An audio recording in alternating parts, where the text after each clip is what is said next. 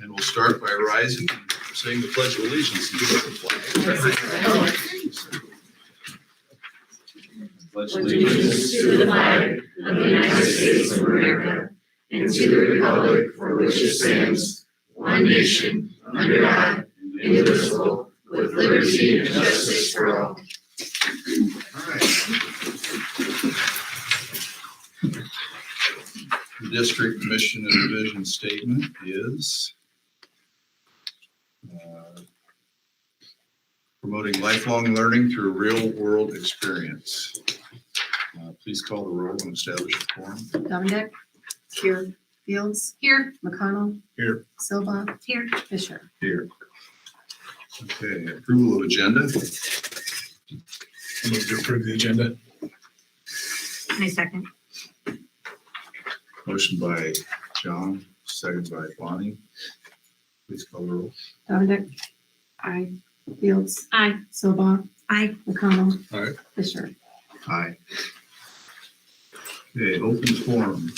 Does anyone want to speak during open forum? It's a time when we can speak about anything not on the agenda, not about specific employees of the district. All right. Consent items. Any questions on those or comments? I'm glad we have power for this meeting. That's a plus. I recommend pulling out some of those. As far as the, what was it, the resignations? Year-end resignations. The hiring resignations. And- If we could go ahead and pull out the year-end resignation, year-end retirement resignation, and hiring, Of the principal. correct, in the elementary school. And I would then like to approve the rest. Do we have a motion? Second. Second, John. To pull out those items out of the resignations, please call the roll. Fields? Aye. Silva? Aye. McConnell? Aye. Dominic? Aye. Fisher? Aye. Okay, so we want to approve the remaining consent items and And I would suggest just doing 3 separate motions on those. on the others, but do we want to do the others? She just did. She said Oh, okay, okay. all those Consent things, items, then but approve the minus- rest. So we'll deal with each of those one at a time. And I don't have that list. It's not on the screen here. Yeah, pull up hiring and resignation. Right. Oh, Hit Yeah, refresh. it won't. hit refresh. I don't know what's wrong with yours. You said that on something else, so I didn't have it. Where? It's up on the screen. Yeah, Oh, here you go. There you I go. lost everything. So, My bad, hit the wrong button. Okay, so the year-end resignations of Patty Fisher and Tim Christensen. And we need a motion on those, and then I assume, I guess I would like you to approve them with commendations for their years of service to the districts. It's usually how we do it. yeah, no, that's good, yeah. I would, and also like to thank both, 18 years of service and then also 15 years. It's meant a lot and longer than I've even been in town. So I appreciate all you both have done, Patty as well. And you will be missed. Yeah, I'd like to, I guess, make a comment officially from the board to thank Tim for his years of service. And the last 5 years have been extremely busy and trying and challenging. And it's like I told him in his office the other day, I think he risen to the occasion and served us very well the last 5 years, particularly. And I'll comment on my wife. She's really enjoyed working here and just really has mixed feelings about retiring at this point, but we're looking to do other things. So, but I know she appreciates that. So we need a motion on those, right? She moved. I moved. that? Okay. I'll second. Second by Michelle. Please call the roll. McConnell. Aye. Silva. Aye. Fisher. Aye. Dominic. I Oh, I did have an order. I'm sorry. That's all right. Who did I miss? Me. Feels, Michelle. Feelsy. Sorry. It was an F. That's where I did. Okay, so the The year-end retirement resignations then.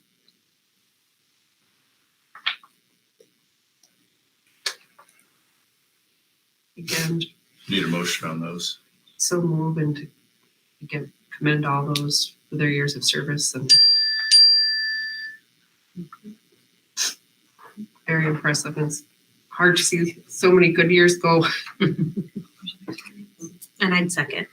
Okay, got a motion by Cindy, second by Bonnie. Please call the roll. Fields, Aye. McConnell. Aye. Silva, Aye. Dominic, I Fisher. Aye. All right, and then we have hirings. And I would recommend hiring Audrey Heino as elementary principal, at a salary of $96,000, For how many days of service? 220-day contract.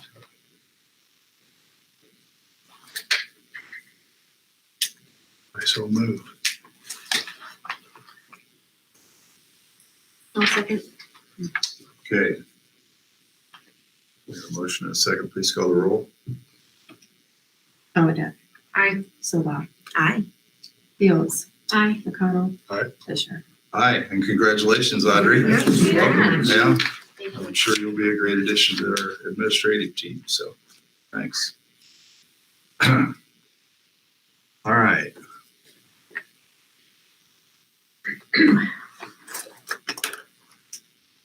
Old business. We have no old business, all right. Okay, so reports, presentations, and correspondence, FFA National Convention. Are we able to use one of your computers to present to everybody? Last time we brought in our own, but it was the screen that we pulled down. We were unsure how to present it to everybody. We could share it with somebody. Do you have like a USB or what do you have? Well, we have a computer. Oh, Brent will have to come in here. I'll come down. 1 second. I'm the wrong person to ask that question to, so. Well, we don't have a computer in here, or we have our phone so that we could share the slideshow with somebody that they could just Yeah, pull it you up. could email it to Laura. She can. Yeah. Or maybe it's not. Maybe it shouldn't. It's the board website. Yeah, Not mine. whatever. We were just unsure because last time we didn't have TVs. We had like the screens, and we didn't know how to share it for everybody. He'll have to email it to the whatever it is. I don't even know what it is. Is that gonna take a few minutes to do? We could move along and do something else. Brent's coming up there. If Brent's gonna work on that, why don't we table that for a few minutes and then we'll move along here. Which Catch up when you get set up on it. so I think he's supposed to share Audrey's. He's supposed to share. like he Is he here he supposed to comes. do your Here he is. Here he is. Here he presentation? is. Where's that computer? No, they want Oh. it. They have something to email it. They can email Oh, to perfect. someone. Yep. And you want it. If you want to email to GCCSD Just or just share it with GCCSD. You share it with Laura? Yep. That's Karen.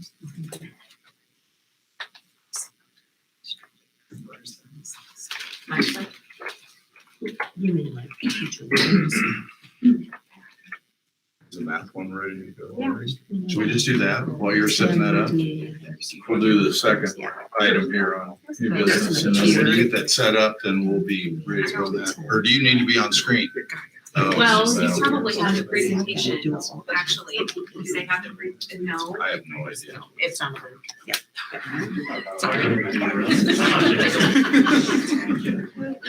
But that looks, When we Like rely they're- so much. I think they're ready anyway. Okay.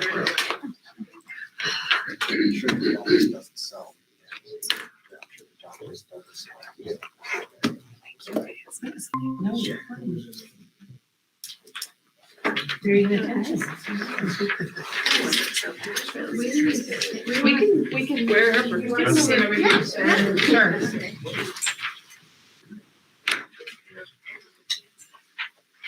Hello, I'm Mallory Prescott and I'm the chapter president.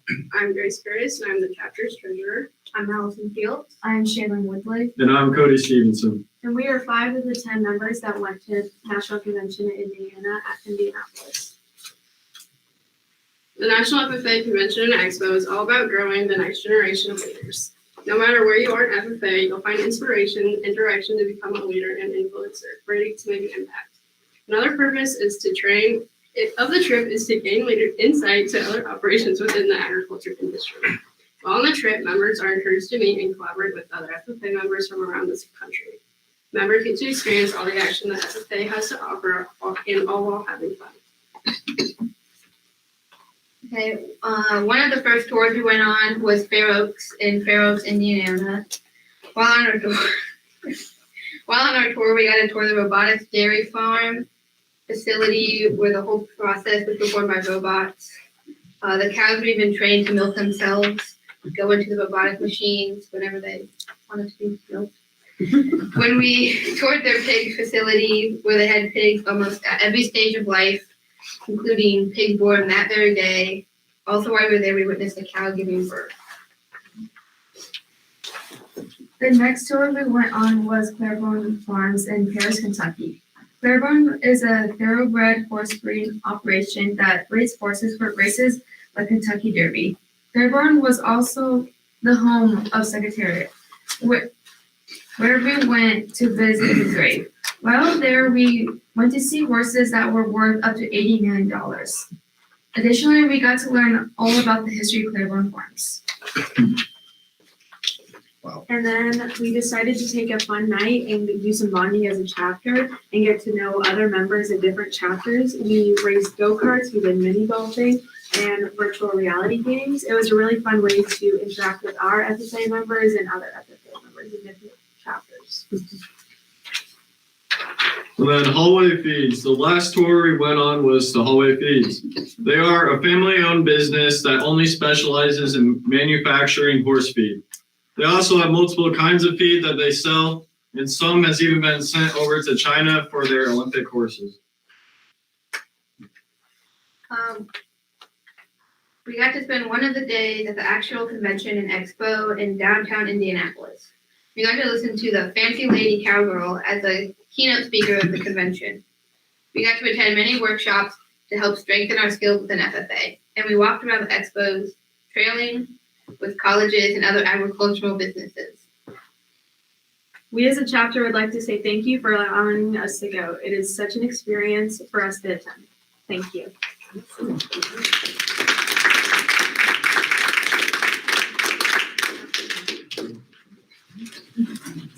Thanks a lot. Thank you. Yeah. Have a good night, guys. Great job coming up.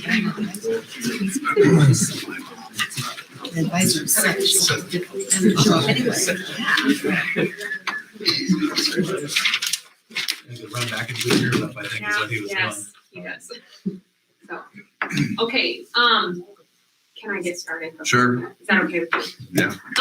The presentation that I have is, we have a new curriculum that we adopted this year, kindergarten through 8th grade, and it is a problem-based curriculum, so it's just not like traditional, how so the presentation I have is a little bit about what is a problem-based curriculum. And when Brent starts the presentation, thank you, Brent.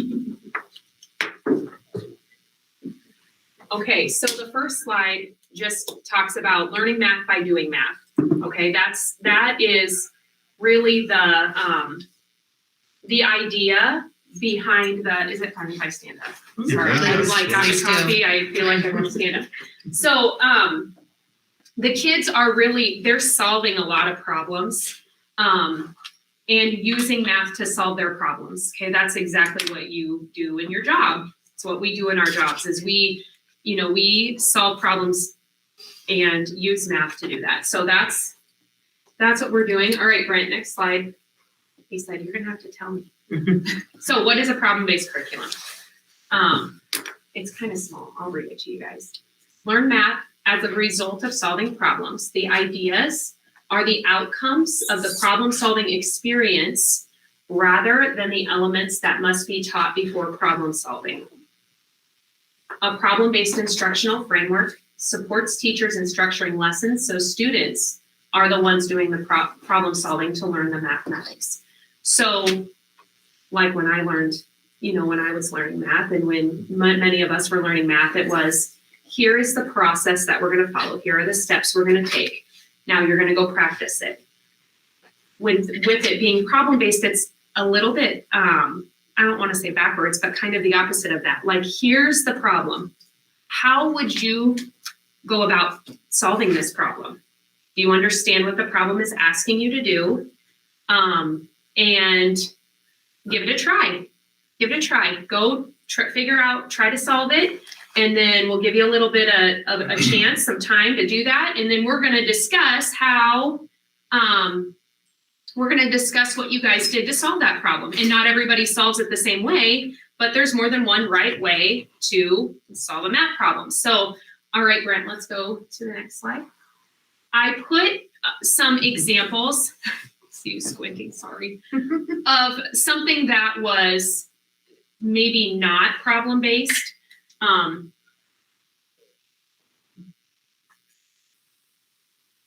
want me to read those. Can you see them? Okay. So with these examples, there's pretty much one thing that you need to do to figure this out. Okay, there's like one way. Now go to the next slide, Brent, please. Here would be an example of something that would be more problem-based.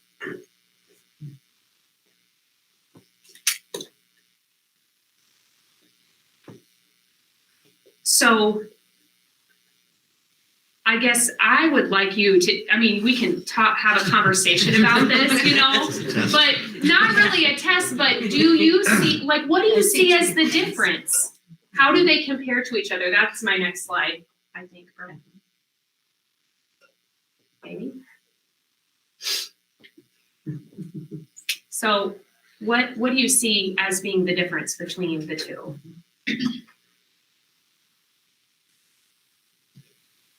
In essence, you're still learning the same math. It's just how do you want to figure out the answer to that? Yeah. Yeah, It's just a little bit more in depth, same math. You can divide or you can multiply. Yeah, exactly. And there's more than one way for you to get there. Yeah. Still the same concept. But if a student can struggle a little bit or solve in more than one way, the second they build a deeper understanding of the mathematics it's taking them to, to give you an answer. So if you guys have questions for me, I'm sure you do. If you do, please, if you think of them later, I'll answer anything now. Are we implementing that this year? Okay. This year, K through 8, kindergarten through 8th grade. So what's the overriding advantage of this, Audrey, compared to the old style, the old method? It goes to research, really.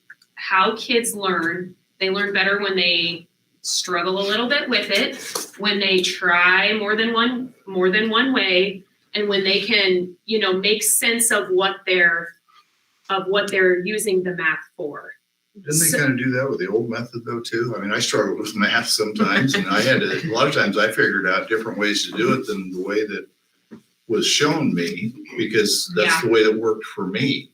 So are we really doing much different here? The thing that I would say is a little different with this is it's a lot more just problems, like scenarios. Does that make sense? So it's put in a situation. Here's the situation. How are we going to solve that?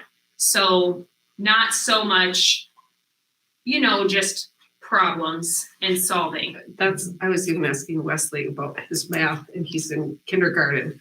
And I said, oh, so you know what 5 minus 3 is? And he was telling me a whole story of how this happened. And I'm like, oh, well, you're engaged. And he was like, yeah.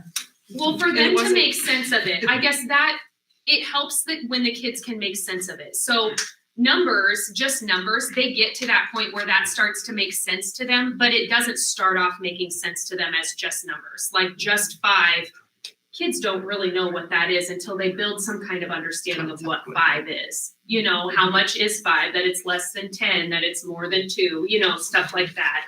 So when they have some context to make sense of the problem, then when they get to the older grades, they are able to compute algorithms because actually they have some sense of numbers. Does that make sense? The answer to that question wasn't a number. It was Yeah. you know, which one? Yeah. Or did they, what was the question? Did they pay the same? How do they Yeah. compare? How do they Yeah. compare? Yeah. So And that, which ticket would you want to buy? Like, I think that the example I took that from was in a scenario, like, here are your options. I left a piece of it out, but which ticket would you want to purchase and why? Why would you want to purchase this ticket? I mean, it goes more into that too. So, because having helped my girls with math over the years, a lot of times they didn't understand what they were doing. They just do this. But then when they got stuck, they were stuck because they didn't understand. I can see benefits of that. And then having the freedom to do it more than one way. Because I didn't do it the same way they did it, and that caused grief. Yeah. Yeah. That's not what we're about to do. There's a teacher's Parents in this. Just kidding. Well, okay, so We actually did that back in the day. honestly, I know that there are parents that, they think, gosh, this isn't, I would love ideas on how to support parents. Really, that's something that's been rolling around my brain. How can we support parents so they know, so they feel like they're equipped to help their kids with this? So yes, let's chat about that. Because really, that is something that I would love to do. Well, So just more so that I can help talk the lingo, because I know it in my way, the old school. right. I know. That is true, though. Back when I had Bonnie. There she goes, dating herself. There she goes. We did opening night, and we did call the parents in for a parent night, because it was a whole completely different way of thinking, and we trained them on, it's just one night, but we said, this is the way it looks, this is what you're gonna be expected to see when they come home, and that was helpful. Thanks, you guys. But 100 years ago, I got No, you said that. That's, I don't have to. No, you don't. I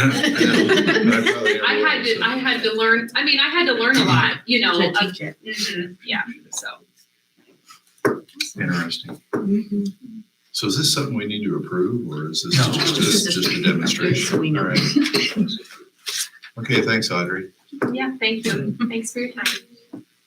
Board committee reports. Any committee reports?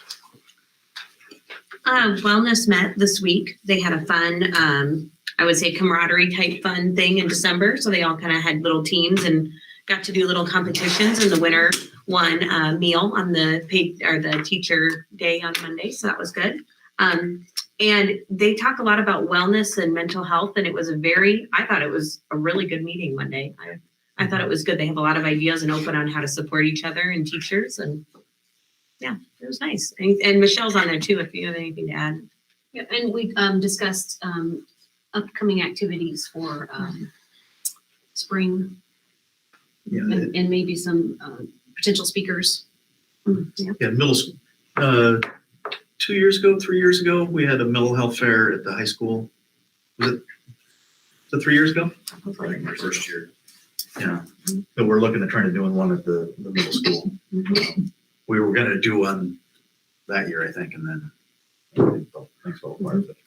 But, looking at that in middle school. Then also the nurses are putting together for February a wellness challenge as well. I said all the board members would maybe participate. So sorry, John. I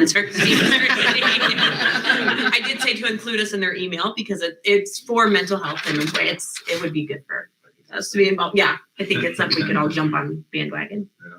Because the key things there are getting like 7 hours of sleep, drinking 64 ounces of water, so things like that. So it's not And being active. And then we've also talked about what kind of school calendar supports your mental health the most, and we continue to have those types of conversations. Oh, there you go. And then also, if the two of you would maybe discuss where we are, Graduation. kind of credits. I mean, we're still talking, but Yeah, as far as credits go, whatever we come up with and present, I think it won't make everyone happy. It's pretty much the bottom line. And Welcome to it's- this table. That's what happens here. But it has been a good, I think, learning and eye-opening experience to sit and really research it and who's this for? I mean, is it for your top end learners or is it for your bottom end? No, it's for everyone. And if it doesn't accommodate everyone, and especially to me, some of the students that really struggle, then we're failing them. And so it'll be a change, but I think it'll be good in the long run. And we're looking at more than just a number of requirements. We're looking at kind of the whole, making sure we're fitting the description of the portrait of a graduate, which is a document that has been out, but maybe not focused on strongly. But I think Karen was gonna talk about a little bit tonight, maybe. Yeah, and that's a big component of making sure it's a holistic approach, not just, I mean, you could say you have to have this many credits, but what do those credits actually mean? So that's kind of where we've been meeting with multiple people, a couple of outside people as well, out of the group, so. And related to that, the hope would be February meeting, we kind of have a first reading of that policy and present something. So discuss it then, and then a second reading in March. So still more to discuss, and we're meeting again Friday morning.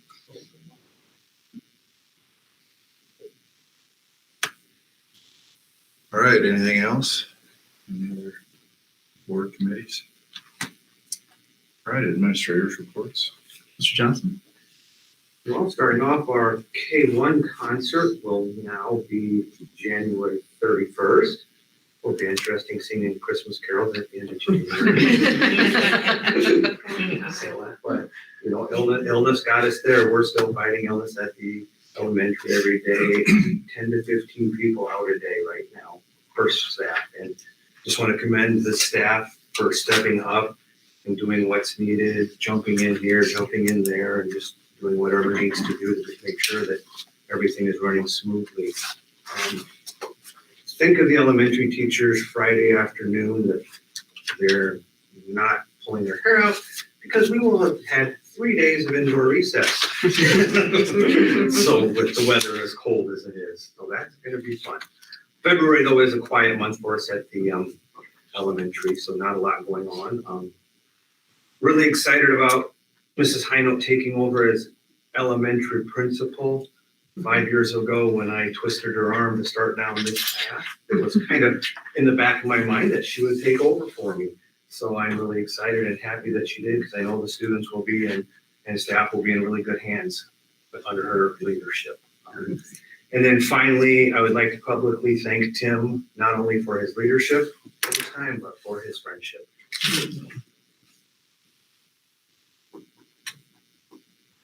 Mr. Sanders? I would also say thank you to our staff. We have had a bunch of illness, like everybody else. I'm shorthanded already, like everybody else, same thing. So it's not a big surprise, but our people are doing a great job of helping us out, filling in where they need to get it done. I think we surpassed the 10% level today at the middle school for kids. And Jill notified this. When you have over 10%, you're supposed to notify the state, just make them aware, and Jill did notify the state. Yeah, I think we have 40 some kids out today with illness. Battling that a little bit too, and trying to keep everybody up to speed on some things. You're just saying over 10% of illness in general. It's not necessarily. Not No, necessarily. that's not the COVID. it's not the There's target. lots going on. If you get to a certain number, do you then have to? Oh, thank you. You get a certain number, they may communicate with you and develop a plan and say, maybe we need to think about X, Y, and Z. But there's nothing hard to that. Or like if there's so many teachers out, you might potentially have to shut a day down. If they're not covered. The document that I'm sending over is a one-page summary of our Iowa school performance profile for the middle school. I'm kind of old, so I like paper, and I like to look at one thing. So instead of going to multiple screens, I compiled all this. The nice thing is it's on one sheet. The problem or the potential issue is, did I get everything transferred over correctly? Hopefully I did. Overall, I think middle school did pretty well. We'd like to be better. We're working at being better in terms of meeting the needs of our students. If you have not been on the website, I invite you to do that. It is available by just searching the Iowa School Performance Profiles. And then you can type in any school in the state of Iowa. Use Greene County, you can get a composite report for our district, or you can get individual reports for our buildings. Each building is rated, and it's a collection of 5 different areas, and each one is weighted. And then that composite score, based on how the school did, multiplied by a weighting, ends up with points, and then they add up the points, and that's where you are at in terms of your building's performance. This year, our middle school was acceptable. We are on we have been targeted for improvement by the State Department because of less than acceptable performance, especially by our students who have disabilities, and in some regard, those who are on free and reduced meals. If you look at some of the data, I highlighted just some things I thought were pretty decent in terms of our performance, our students' performance in green, and then the yellow is areas I think we need to improve on. I want to compliment our reading, literacy, language arts folks led by Julie. They are farther down the road than our math people are, as Audrey has talked to you already about. But their work is showing, I think, especially when you start looking at low SES student performance and students with disabilities. Our students in reading are outpacing the state in those areas, and I think that's very commendable. That's what we should be doing. That's what I hope we're doing. But not everybody does, obviously. So ours are doing pretty well, and our teachers are really carrying the load of that. But Julie's a great leader in that regard too, and Audrey's moving us in that direction with the instructional strategies that our teachers are implementing in the classroom are sometimes overlooked. There's just so much data anymore to try to sort through. What do you look at and how do you make sense of it and what do you prioritize? Really, it comes right down to what teachers are doing in classrooms. What are the strategies they're using to make kids think? And what are some things that they know that will help them learn and retain? And the problem-based curriculum that Audrey talked about tonight is one of those types of strategies. Things that we learn as brain research and learning science evolves, we have to then take it in the classroom and apply it. And we have great leaders in these two, and Karen and others. Our instructional coaches are great. I don't want to leave anybody out. But that's the challenge, is to sort through all of the data that you get and try to get it into some sort of usable form so you can encourage teachers to do what's best for kids learning in the classroom. And I think we're showing some improvement. We got a ways to go. There's some good things, bad things. Go online, check it out. If you have any questions, I'm thrilled to visit with you about anything you may want to visit about. Thank you. Mr. Phillips. Start out by thanking Emily Gannon and Kyle Kenny. We're doing by grade level mental health training with the 10th graders this year. We did the 11th graders last year. How to cope with things, self-advocacy for your own mental health. I think it helps the peers to get along with each other. So that's just wonderful that they do that. We have our winter formal this Saturday from 8 to 11. So if you're bored on your mind and you don't want to sit at home, come on down to the Elks from 8 to 11 for the winter formal dance. I'm on my 4th observations for all staff and giving them feedback on the teaching and having good conversations with them. So trying to get in the classrooms as much as possible to see what's going on in the building and how I can help and have conversations with staff. Speaking of staff, I'm just elated to have an applicant for math. Teacher shortage areas are just a real thing. I've been in contact with 4 different colleges and a lot of principals in order to find this person. So they're not just landing in your lap anymore. So I have that interview on Monday and really excited about that. That's it. Thank you. Mrs. Sanders. So Tim asked me to talk a little bit tonight just to kind of refresh brains and go back because we had started some work a couple of years ago when when things shut down. And so we're gonna be going back and looking at some of those again, so I just kind of wanted to bring you back up to date on the work that we were doing related to Portrait of a Graduate, is what we call it, but it's really identifying the characteristics that we want all of our graduates that leave Greene County schools to possess when they leave us. Michelle talked about that a little bit too, tied to these graduation requirements that we're having conversations about. But in order to do that, we put together a group, a team that included staff members from all levels in the system, administrators, parents, some of the leaders from Greene County, Grogan County, were And community members. and community members. So we all got together and had some conversation about what is it we really desire our kids to have when they leave us. What kinds of things do we want them to be able to do? You might not always remember that math formula that you learned or the thing about the Civil War that you talked about in your history class, but what kinds of things, no matter what role you go into, what job you take and move forward with, what kinds of things are you going to need to have and possess in order to be successful? And I think Tim and a couple members, Cindy might have been one of them, that went up to Storm Lake to hear a presentation about some of that too. And through all those conversations, we came up with our words. I don't know, did you give it to everybody, did they have it?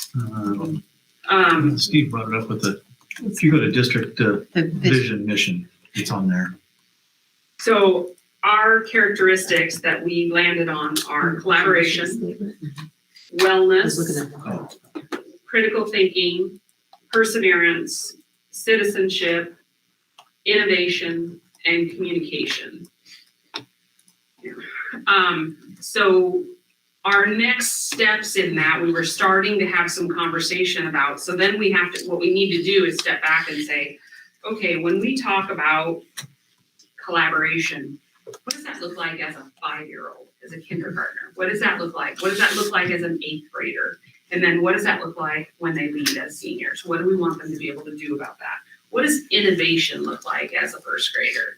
So we need to be able to establish that by grade levels so that we can know whether or not we're making progress toward this, and have some vertical conversations too about that. And then using these words, we were talking about, and this is kind of where it really left off, what's our vision and where are we headed? Ultimately, what do we want for our students? And so we had our last meeting that we had before everything kind of stopped was we had come up with some options of things, and then we put that out to all staff in the system to say, what is it that you think we're shooting at? What do you think really is our vision for kids? And from that, we landed on future ready. But since then, there's been a lot of interruptions, and then had to rethink some things and put some things into place and just try to get back on track, going normal again, or maybe it's our new normal. So we haven't done much about communication with this yet, but that's kind of one of the next things too, is to start communicating more about this whole idea of future ready. That's what we want everybody to have when they leave, no matter what that future entails. But these characteristics are going to be something that we're going to have to start working on defining. What does that look like by grade level or by building, so that we can kind of keep track of what learning opportunities and situations we're putting in front of kids to be able to walk away with these characteristics and be ready to face whatever their future holds.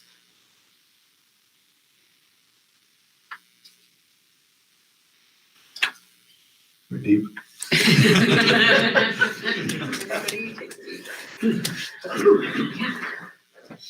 Mrs. Neal. Yeah, January is testing month.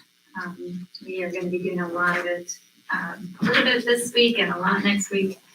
However, we probably won't be shocked with the data because we've been really tracking it to make sure everyone is progressing like we should. So we can give you those reports at the next time we meet. I'm really pleased with how hard the students are working and the teachers are working just to get them ready, and also emphasizing the importance of the assessment.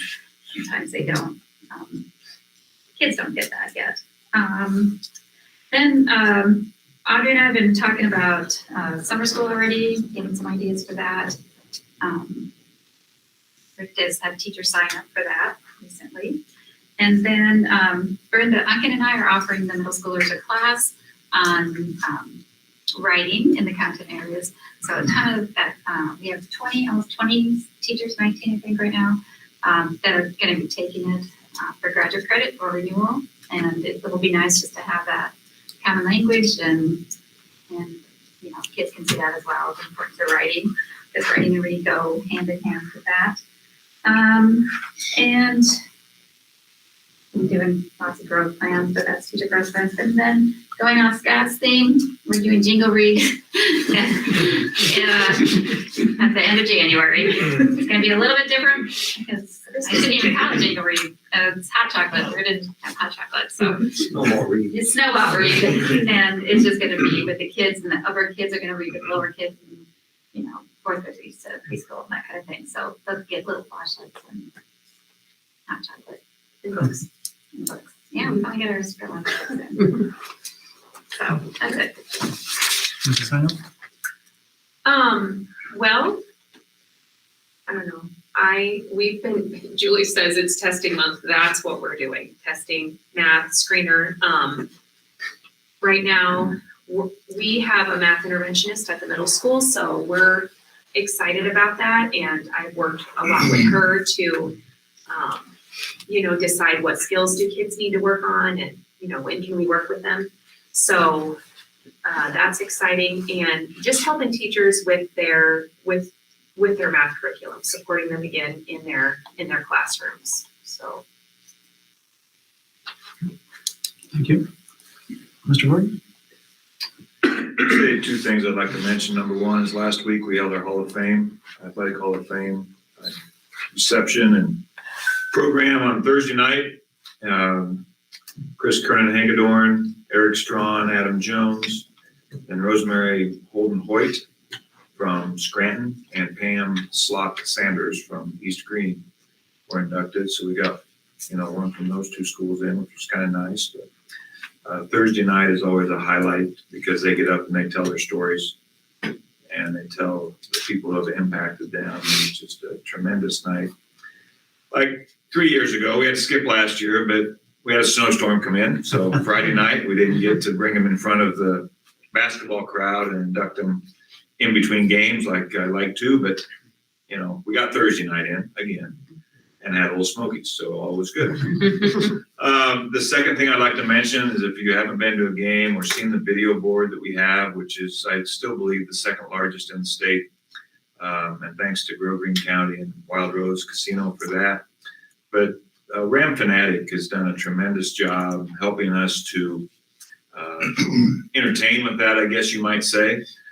They have created sportsmanship videos. I've given them a script. So each team, we started in volleyball, and both basketball teams and then the wrestling team had their own sportsmanship video.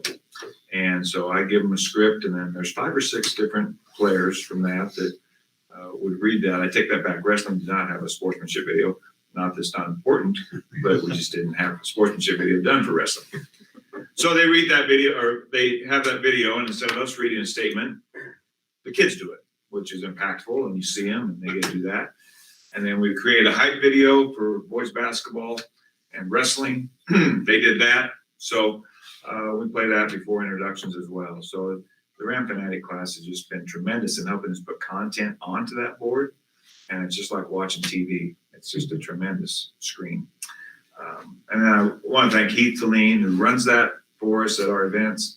And then Denny Hammond runs the music. So they take care of those details for me. And Heath does a good job putting up the different photos and things up there when something happens good on the court, or he's just always putting stuff up there. So it's constantly going.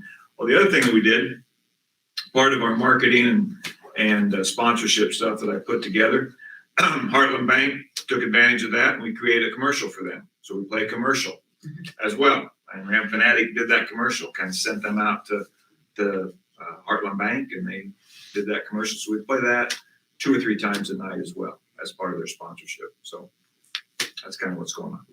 Cool. Todd, I just had a quick question. I missed the only wrestling meet, I think. Is the goal to ever try to have more? Or is it common to just have one now with scheduling and?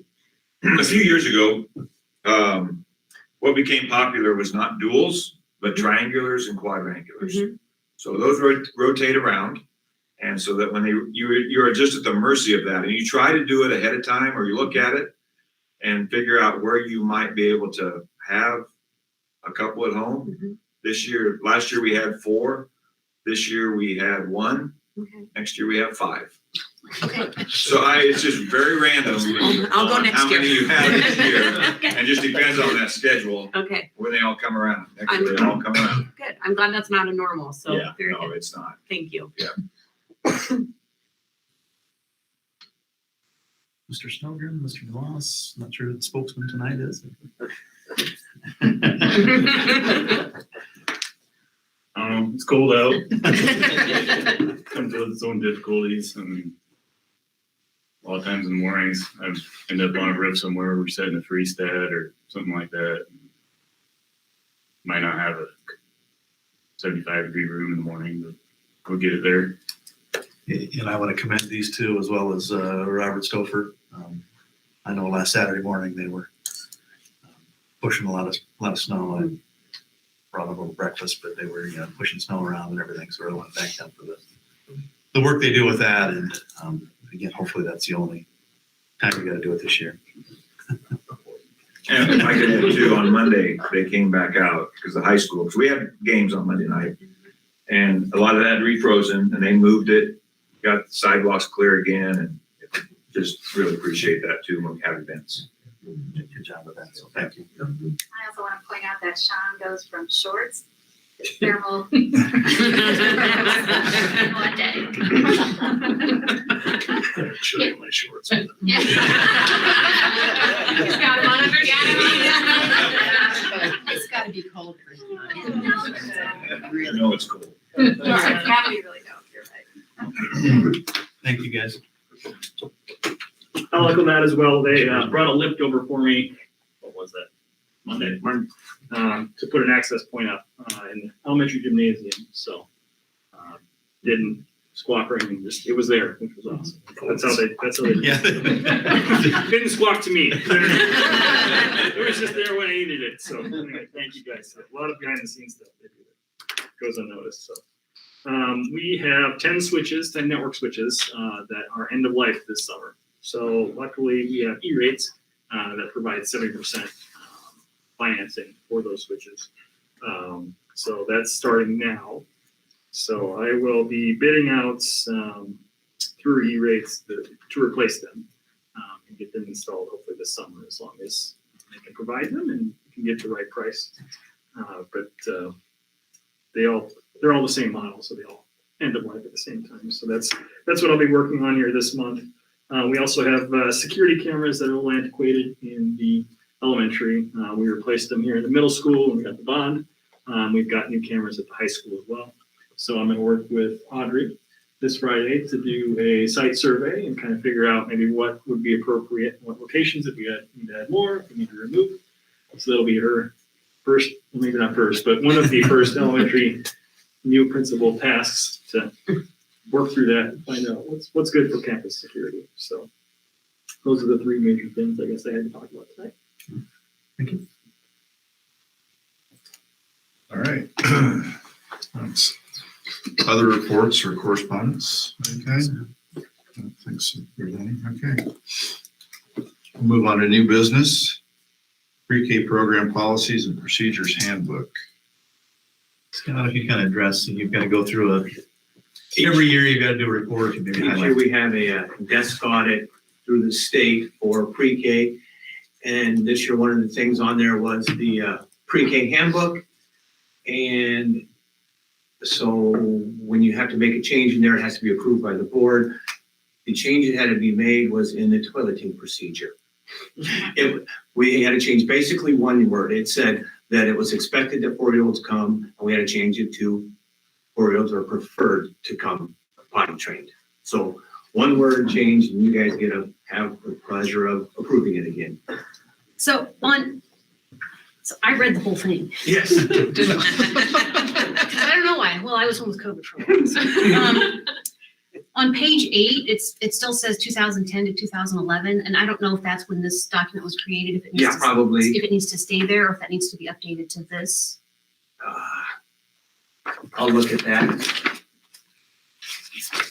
What context is it? Yeah. I don't know. My note says page 8, adjust here. Yeah, just in the program assessment. Page 8 right here. You know where that's at?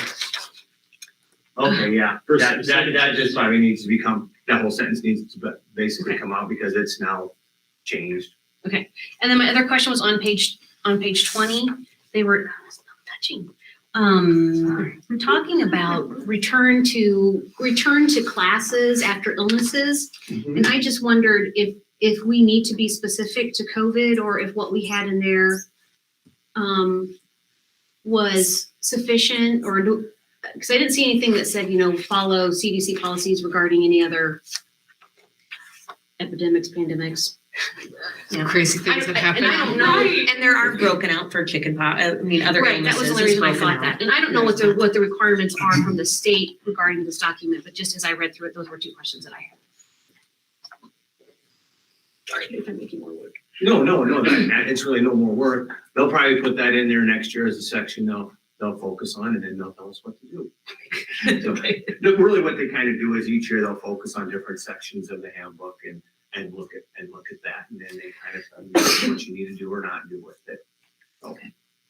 Yeah. And also the pre-K, this is kind of things that are specific to pre-K. They also fall under the overarching guidance of what the whole district policy would be. Okay. So that would be, Okay. COVID would be covered from what our From district those policy policies. is. Okay, gotcha. That was all I had.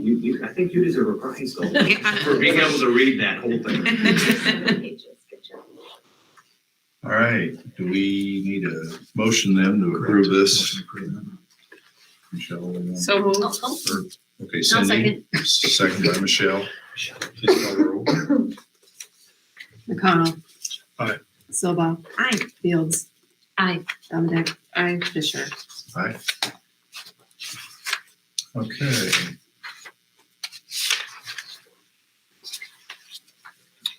2022 soccer coaching contracts.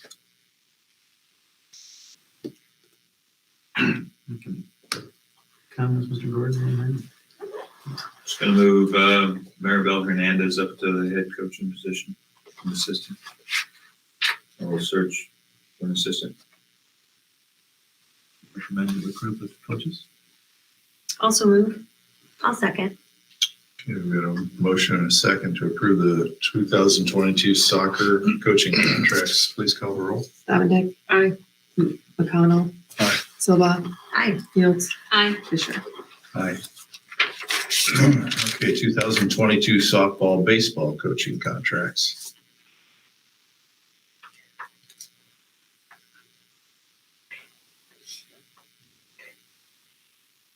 Recommend we approve those as well, and for assistant middle school coach, anybody's baseball. And that was last year, Matt Paulson and Kevin Paulson split that, the high school coaches, so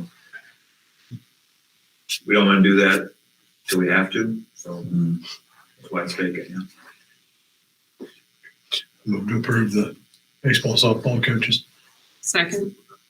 Okay, we have a motion and a second to approve the baseball and softball contracts for 2022. Please call the roll. Silva. Aye. Fields. Aye. Dominic. Aye. McConnell. Aye. Fisher.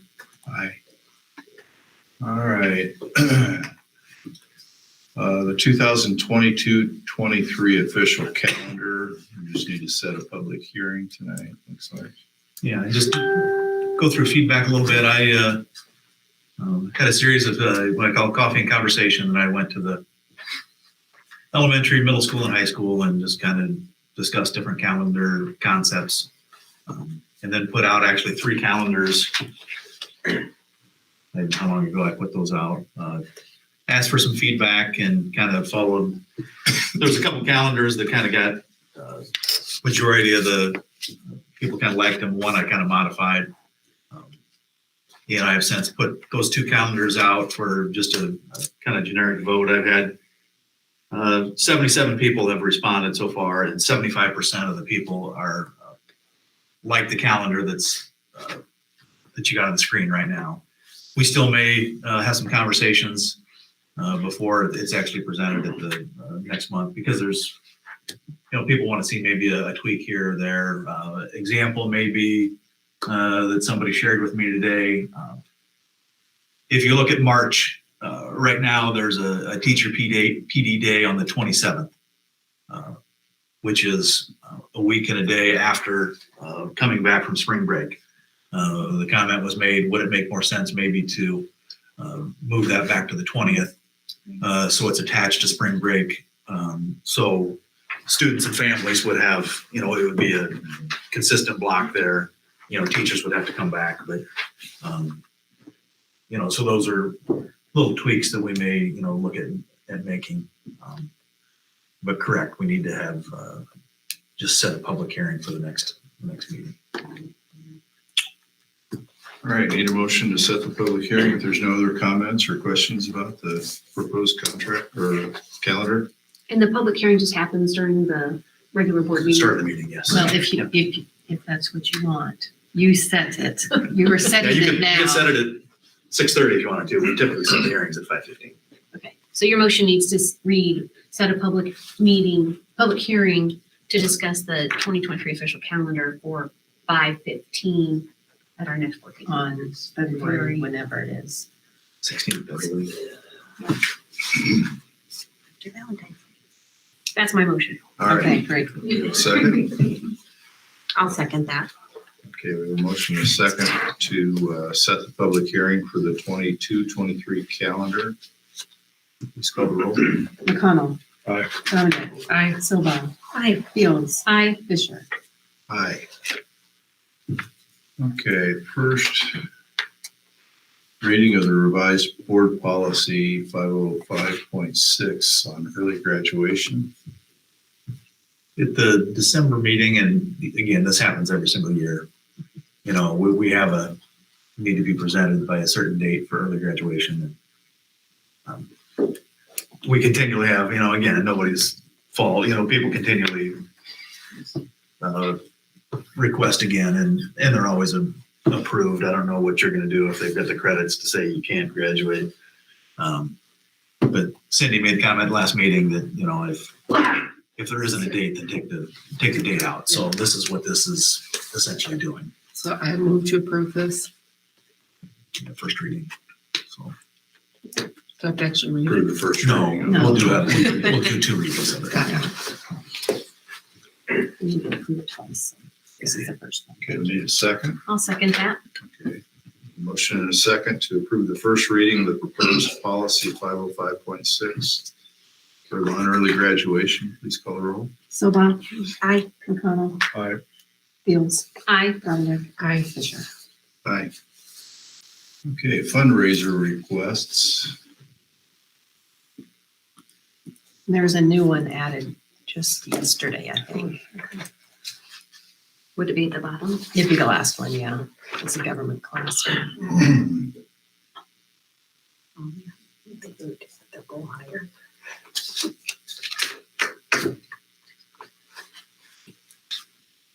Any comments or questions on these?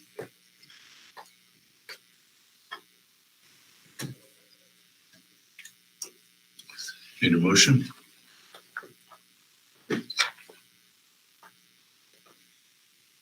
So move. Second. Okay, Cindy moved, John seconded to approve fundraiser requests. Please call the roll. Fields. Aye. Silva. Aye. McConnell. Aye. Dominic. Aye. Fisher. Aye. Okay, shared curriculum director.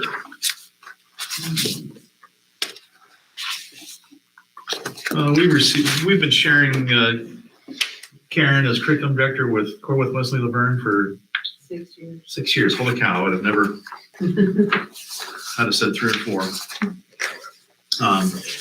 They are in the process of, what's that? I said I would have said 8. It's a long ways up there. They are in the process of going into a consolidation with Algona School District. That they have one more year on their own, and they're looking at sharing curriculum directors with Algona next year. So they just notified us that they will not be sharing. But just shared with you a very nice response from John Heiser about the work that Karen has done for the district. And again, I'd like to echo praise her for the work that she's done up there as well as she's doing. I want to thank you for that. So just want to make you aware of that. And I think I kind of also shared with you, I've got more work to do, but have talked to Peyton Sheridan a little bit about trying to do some other sharing agreements that Karen is aware of. That kind of had some conversations with Peyton Sheridan about some possibilities. That I'm actually having lunch tomorrow with Craig Lynch to discuss possibilities. Which is just more an awareness. There's need to be anything on that, Brenda? No, I think we just needed to Record document minutes. that it is being discontinued at their request. Okay. Very good, thank you. Board policy review 100 through 107. There's one policy that Brenda found that with the IASB that needs to have changes to it. If you recall this assistance animal one, I don't know if you remember having that discussion a few years ago. But now it's basically limited to service animals, and assistive needs to be taken out throughout the policy. That's no longer an option. That's the only policy that it changed. Move to accept policies 100 through 107 with a revision to 106. Second. All right, we have a motion and a second to change board policy 106 to take out the word assistive, but to approve the rest as stated. Please call the roll. McConnell. Aye. Soda. Aye. Randall. Aye. Fields. Aye. Fisher. Aye. Okay, proposed football field improvements. Yeah, we talked at, Todd and Sean kind of talked at the December meeting, I know Todd did at least, about some possible changes needed at the high school field. And Sean got a quote to do work on the football field itself. Todd got a quote on updating lights. I guess comments from the two of you on the field to begin with at all? The football field itself, basically the scope of the work would be from the end zone to end zone. The major problem with our field is the crown that's currently on it. On the south end, it's a very large crown and above and beyond the specs of a football field. The north end isn't as bad, but it will all need to be laser graded down to a level surface or a more level surface. And in the process of doing that, all the irrigation will have to come off and be replaced as well. And then they're talking about going in and sodding the field so we won't miss a season. It'll interfere a little bit with track, the work that will have to be done. We may, there may be a meet or two that'll have to switch dates or change venues or something. We'll have to lay down some plywood to protect the track from the equipment going on and off. They're hopeful of the scope of the work that could be done in 2 to 3 weeks. Depending on a lot has to do with the weather that they'll be dealing with, and you get to the sidelines and there's some pretty on our home side, it's a pretty deep valley, and that'll be removed as well, and there'll be some extra tiling put in there to drain the water off to the edge of the field. So that'll make this field over here a little more suitable for eventually maybe having soccer. played over here as well. Just out of curiosity, as far as artificial turf, and I know no cost, I'm just asking, is that ever something, because I mean, an irrigation system and the watering and doing all that, would that ever be beneficial, or is the cost so astronomical it wouldn't be worth it? I think in the future, that would probably be something we need to look at. I know that a turf field is, The last turf field I did was 9 years ago at Carlisle, and it was about 1.2 million to take the existing surface, take it off, turf it. Now you do, and that's a 10-year surface. I think the thing that's different about this situation in particular is that we don't have our band here, a real active marching band that would use that, because you can march on it all year long. But so you weigh that out. But that was 9 years ago, so it's probably not 2 million, but it's probably Close in to. between that, Yeah. probably 1.5, 1.6 or 7, I would think right now. It's a lot of water. I think the other big conversation, and again, is not a conversation for the bank, is at what point, I mean, is ever the athletic fields Going that way. at the high school, you know, and again, I wish I had a crystal ball to say what that looks like, but I don't know. It'll be future boards and future Hey now. administrators will Students. probably take in future funding. It'll take a big chunk of money, probably a bond, I would assume. But to me, you know, again, I don't know the reasonable is a figure, but you know, this to me is, we'll get the field in to me very good shape. That so several years ago, we had a different company do our baseball field, and it was basically maybe 10 yards out into the outfield and then into our infield, and it was $135,000 to do that. And it's probably been 5 years ago now. I'm probably closer to Karen's 8 than closer to 8, I think. Yeah, it's been quite a while. And at that time, we kind of asked them if they would take a look at the football field, and they were throwing out a number of 135 to 150 at that time. So the estimate that you have here, is this this company, the Iowa Athletic Field Construction Company, they doing the work, or is They there? do the work. Okay, They're so based out of Webster City. Now, We've got a long list of fields in the state of Iowa. Are we approving lights too tonight? To me, you know, before lights, I can't say that I'm ready to do lights with the budget and everything that we have right now. Yeah, we don't have a hard bid anyway, do we? No, and that's actually for 2024. I mean, that's, yeah.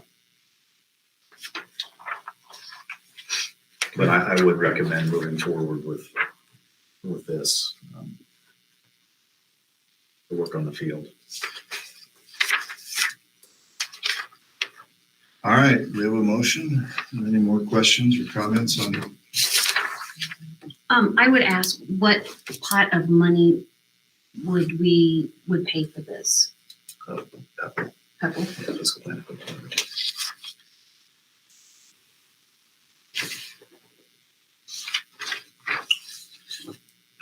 And my second question is, do we have sufficient funds to pay for that in couple? Okay.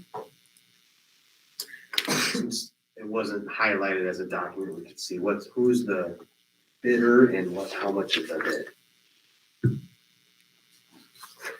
You walk right up here and I'll give you a little sheet of paper and then you give one to your neighbor next to you. Yeah, of course. Is there any locations that we need sod? Yeah, we've kind of talked about a little bit about Steal from one and relay somewhere else. Yeah. The problematic areas that don't grow or have trouble with. Yeah. Spots out front there where we can- So I move to approve the resurface and installation of the irrigation system for the amount presented.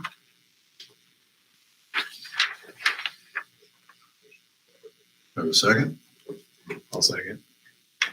Okay, we have a Motion and a second to approve $98,170 to resurface and install new irrigation system on the football field.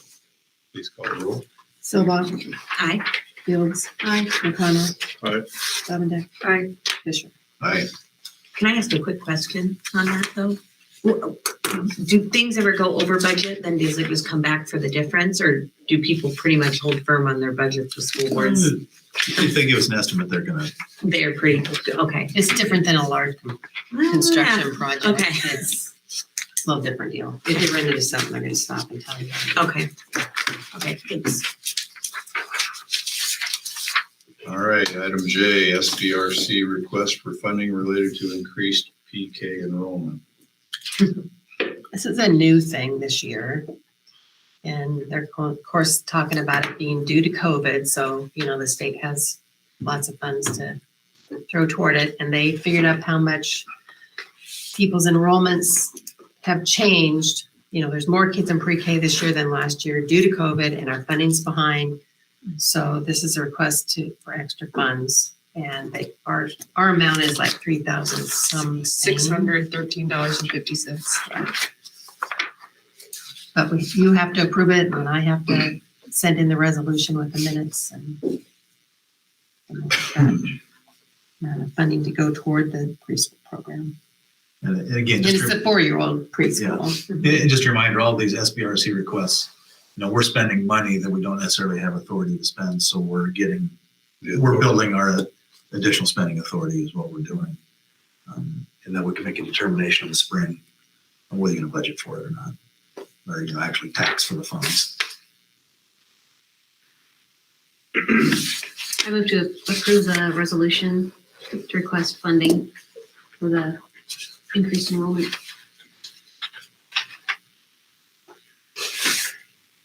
I would second that. Okay, we have a motion and a second to approve the SBRC request for funding related to increased PK enrollment. Please call the roll.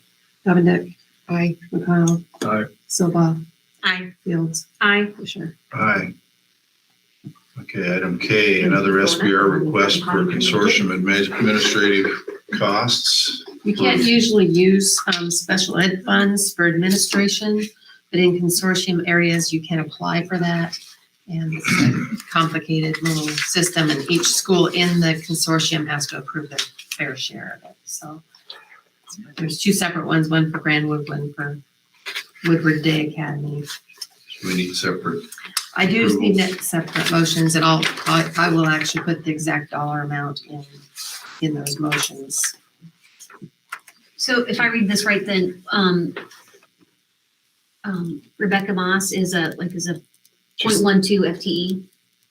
That's what we're. Nope. Of the total number of students that attend, we have 0.2 of her time. Yeah, there's 45 students and we send 2. It's a division thing. So they tell you how many kids, what percentage of it we need to pay for, and how much of her time goes toward the Grandwood program. This is that problem solving. No, they said you fill in this part and the rest of it will figure itself. The red parts are the only thing I had to fill in, so. Okay. For example, there's only 1 student attending that Academy Day School, so that's the 0.02, where there's 7 attending Grandwood. So. That's why there's such a difference in the FTE. Right. Value. Okay. So we need a motion first for Grandwood and a second and a vote, correct? Yep. And then a second motion and second and yep. Vote for Woodward. I move to approve the requests for Grandwood. Second. All right, please call the roll on that one. McConnell. Aye. Silva. Aye. Davendek.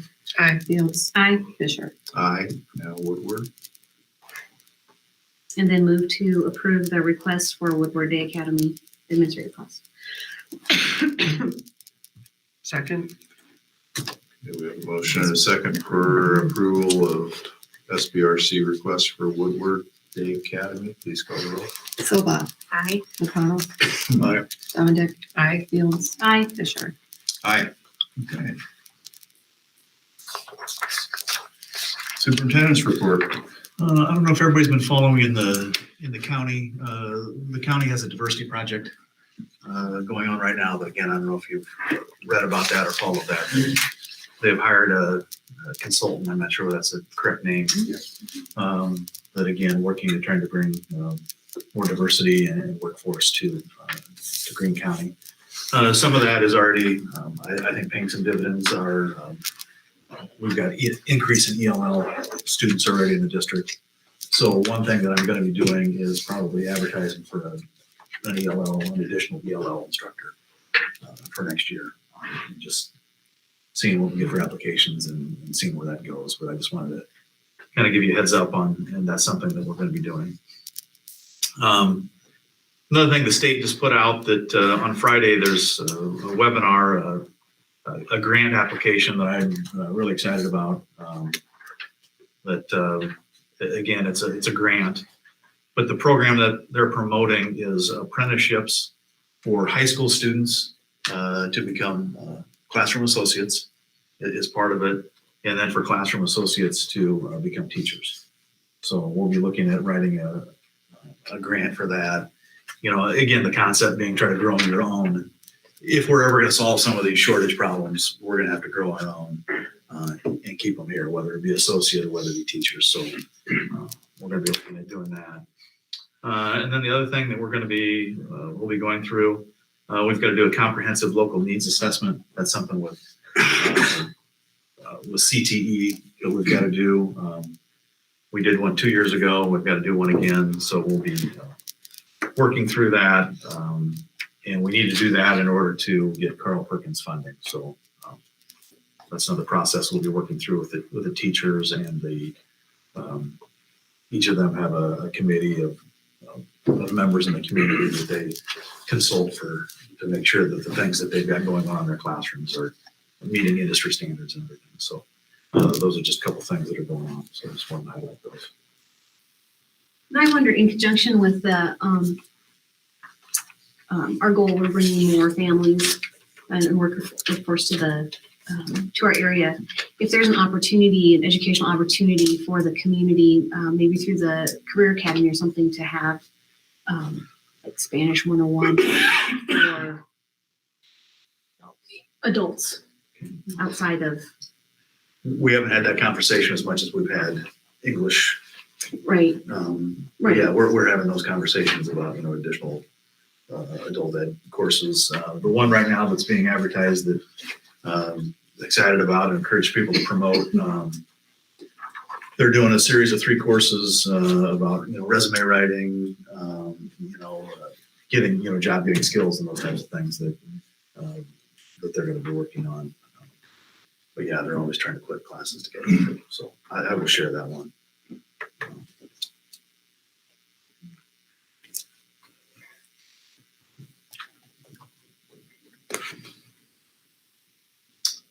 All right. We need a motion to go into closed session. Yep. I move that we hold a closed session as provided.